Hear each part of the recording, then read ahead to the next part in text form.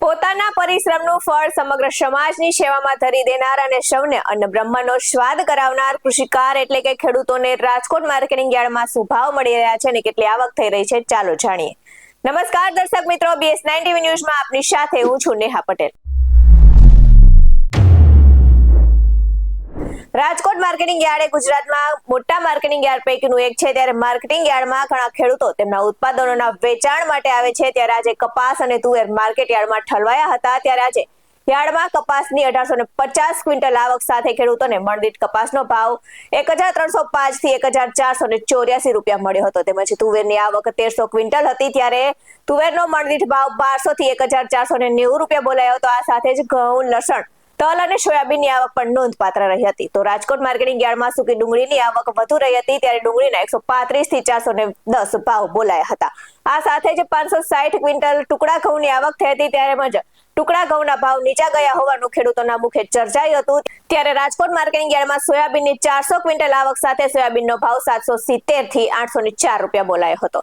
શાકભાજીના ભાવની વાત કરીએ તો યાર્ડમાં અત્યાર સુધી સૌથી વધારે બટાકા, ટામેટા, ભીંડો, પરવળ તેમજ વેલા પર થતા તુરિયા, ગલકા, કાકડી, દૂધી જેવા શાકભાજીની આવક થઈ હતી. ત્યારે ખેડૂતોને ભીંડાનો ભાવ 700 થી 1000 રૂપિયા મળ્યો હતો. જ્યારે પરવળનો 1600 થી 2000 રૂપિયા ભાવ મળ્યો હતો. અને યાર્ડમાં તુરિયાનો ભાવ 500 થી 700, ગલકાનો ભાવ 400 થી 650 રૂપિયા અને કાકડીનો ભાવ 600 થી 800 રૂપિયા બોલાયો હતો. તેમજ મૂળા, આદુ, બીટ, ગાજર અને ડુંગળી અને લીલી હળદર જેવા કંદમૂળની આવક પણ રહી હતી.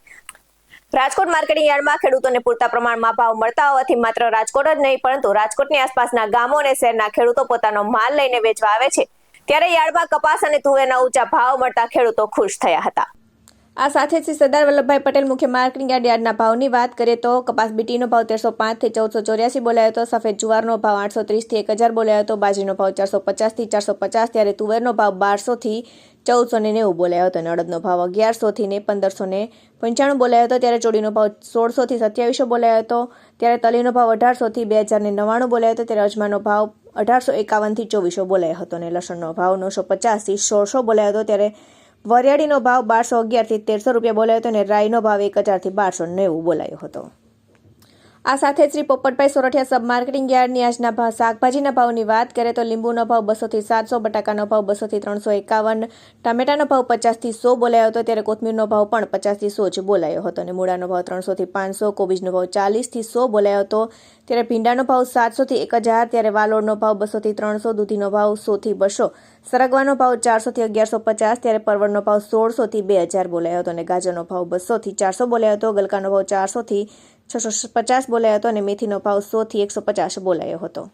આવા જ વધુ અહેવાલ સાથે ફરી મળતા રહીશું. તમે અમારી YouTube ચેનલને સબસ્ક્રાઇબ કરવાનું અને Facebook અને Instagram પર ફોલો કરવાનું ભૂલશો નહીં. બાકી અવનવી અપડેટ્સ મેળવવા માટે આપ જોતા રહો BS9 TV ન્યૂઝ. નમસ્કાર.